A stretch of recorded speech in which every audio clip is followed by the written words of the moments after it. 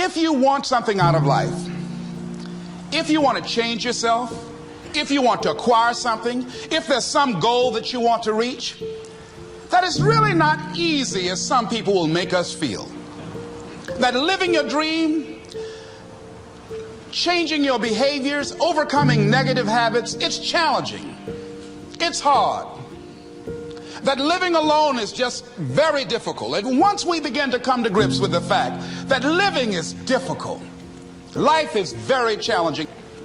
So how do we begin to nurture that hunger? What are the characteristics or the qualities of people that are hungry? What will it take for me to get some of the things that I want? And being hungry for those things, number one, you've got to work on yourself. It's very important that you engage in an ongoing process to develop you. Spend more time on yourself than what you've been spending. It's very important. You owe that to yourself. Many of us never realize our greatness because we become sidetracked by secondary activity. We spread ourselves too thin, don't know how to say no. And we find ourselves doing all kinds of things and never ever have time to do those things that we need to do to work on ourselves. And then there goes a second, there goes another second, there goes another second, and we can't stop and hold time. And before you know it, you wake up one day and you're behind on your dreams and your bills. So decide that you're going to take some time to work on you, that you deserve that from yourself, that your life deserves some prime time. Because you are creating your own production. You are the star of your show. You are the director. You're writing the script. And you will determine whether your life is a smash office hit or flop. You determine that. Working on yourself, talking to yourself. That's so very important. Overcoming the negative conversation, that inner dialogue that's going on all the time, even when you don't want it to be there. You can't stop yourself right now from thinking. You can't do it. It's going on. And so learning how to empower yourself, part of doing that is standing up to yourself.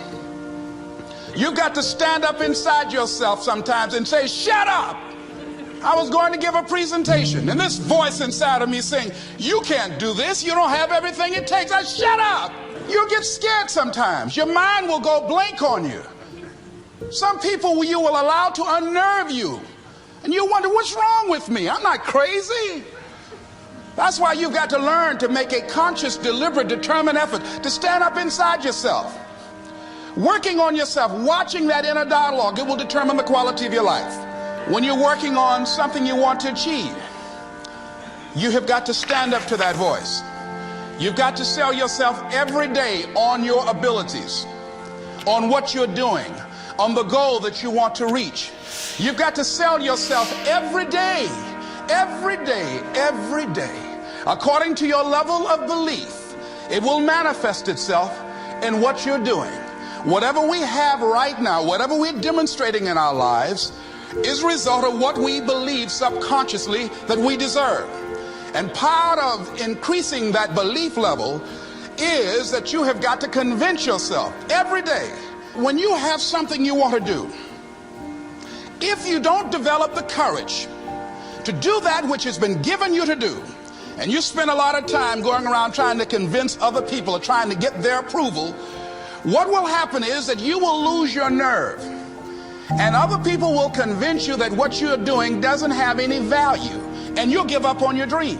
Wherever you are, whatever you're doing, do it with everything that you have. Develop the habit of giving more than what you're paid for. Develop the habit of setting standards that others will be measured by. Someone said, do not go where the path may lead, but go where there's no path and leave a trail. I was at a corporation, and they're going through downsizing and going to lay off some 1,500 people over the next few weeks. And those people that stay there 9 times out of 10, they're just going to do just enough to keep from getting fired.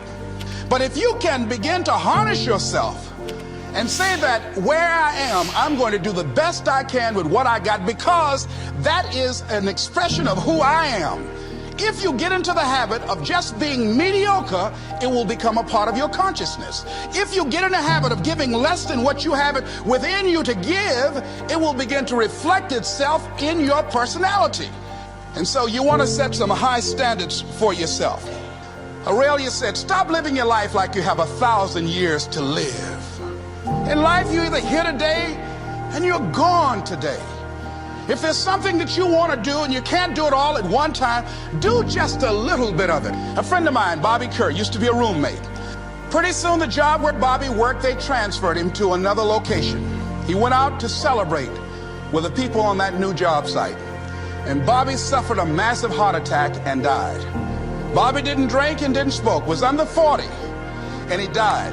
Ask your question, how much time do you have left? How much time do you have left? When you start thinking about that, we don't know. We don't know. Bobby took all the greatness and all of the talent and all of his abilities to his grave with him. He didn't use all his stuff. And most of us do that. Most of us don't use the stuff that we have brought into the universe. And we want to make a conscious, deliberate, determined effort to start living life with a sense of urgency and using what we've got. Using ourselves up. Sharing what we brought into the universe to share. Because if we don't, nobody else will. Stop wasting valuable time. Knowing that if we begin to live our lives as if each day were our last, our lives will take on a whole new meaning. It take on a whole new expression. Valuing each moment that we are blessed with.